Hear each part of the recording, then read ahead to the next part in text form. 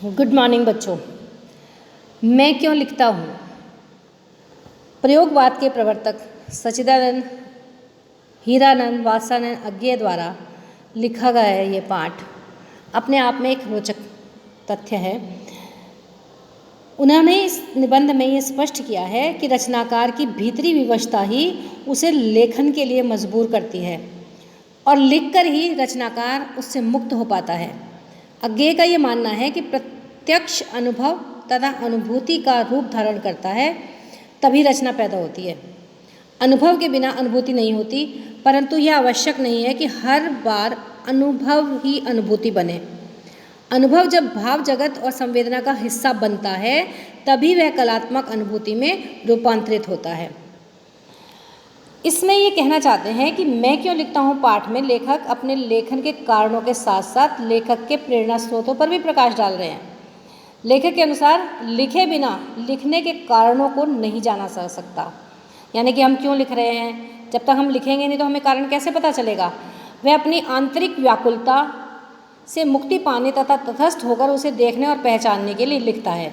यानी कि जो लेखक होते हैं ना, उनके मन में जब विचार आते हैं तो वो उन विचारों को शांत करने के लिए अपने मन के भाव जो हैं वो कागज पर उकेर देते हैं। प्रायः प्रत्येक रचनाकार की आत्मानुभूति ही उसे लेखन कार्य के लिए प्रेरित करती है। यानी कि मोस्ट ऑफ ऐसा ही होता है कि जब अंदर से आवाज़ आती है तभी हम लेखन करते हैं, किंतु कुछ बाहरी दबाव भी होते हैं।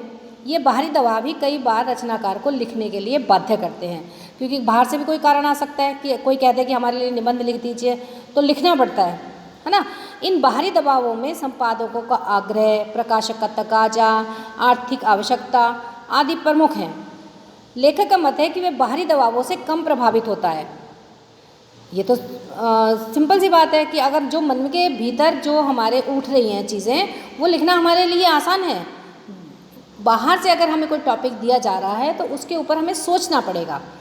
उसे तो उसकी मतलब जो अंदर से चीज़ें आ रही हैं उसे उसकी भीतरी विवशता ही लिखने की ओर प्रेरित करती है। उसका मानना है कि प्रत्यक्ष अनुभव से अनुभूति गहरी होती है। यानी कि प्रत्यक्ष अनुभव जो हमारे सामने है, उस अनुभव से हमारी जो अनुभूति यानी कि मन के अंदर से उठने वाली जो चीज़ें हैं वो ज़्यादा गहरी होती हैं। एक रचनाकार को अनुभव सामने घटता देखकर होता है, किंतु अनुभूति संवेदना और कल्पना के द्वारा उस सत्य को भी ग्रहण कर लेती है। यानी कि हम कल्पना करते हैं तो हम उस सत्यता तक भी पहुंच जाते हैं जो रचनाकार के सामने घटित नहीं हुआ, फिर भी वह सत्य आत्मा के सामने ज्वलंत प्रकाश में आ जाता है और रचनाकार उसका वर्णन करता है। लेखक बताता है कि उसके द्वारा लिखी हिरोशिमा नामक कविता भी ऐसी ही है। एक बार जब वह जापान गया तो वहाँ हिरोशिमा में उसने देखा कि एक पत्थर पर बुरी तरह झुलसा हुआ तस्वीर है और उस पर एक व्यक्ति की लंबी उजली छाया है। विज्ञान का विद्यार्थी होने के कारण उसे रेडियोधर्मी प्रभावों की जानकारी थी। उसे देखकर उसने अनुमान लगाया कि जब हिरोशिमा पर अणुबम गिराया गया होगा तो उस समय व्यक्ति इस पत्थर के पास खड़ा होगा। अणुबम के प्रभाव से वह भाप बनकर उड़ गया, किंतु उसकी जो छाया थी वो उस पत्थर के ऊपर रह गई। लेखक को उस झुलसे हुए पत्थर ने झकझोर कर रख दिया। वह हिरोशिमा पर गिराए हुए अणुबम की भयानकता की कल्पना करके बहुत दुखी हुआ। उस समय उसे ऐसे लगा मानो यह उस दुखद घटना के समय वहाँ मौजूद रहा हो। उस त्रासदी के उसके भीतर जो व्याकुलता पैदा हुई, उसी का परिणाम उसके द्वारा हिरोशिमा पर लिखी कविता थी। लेखक कहता है कि यह कविता हिरोशिमा जैसी भी हो, वह उसकी अनुभूति से पैदा हुई थी। यही उसके लिए महत्वपूर्ण है। यानी कि लेखक का कहना है कि अनुभूति होती है जब कभी अंदर से, तो वो जो लेखन होता है वो बहुत ज़्यादा प्रभावी होता है, ना कि बाहर से दिए जाने वाले जो टॉपिक हैं वो इतने प्रभावी नहीं होते। जिस प्रकार से वो हिरोशिमा में उसने जो स्थिति देखी, उस स्थिति को उसने कल्पना में जिया और फिर उसके आधार पर उसने वो कविता लिखी, तो वो उसमें वो अपनी पूरी अंदर की संवेदनाएं जो हैं उसके अंदर डाल सका।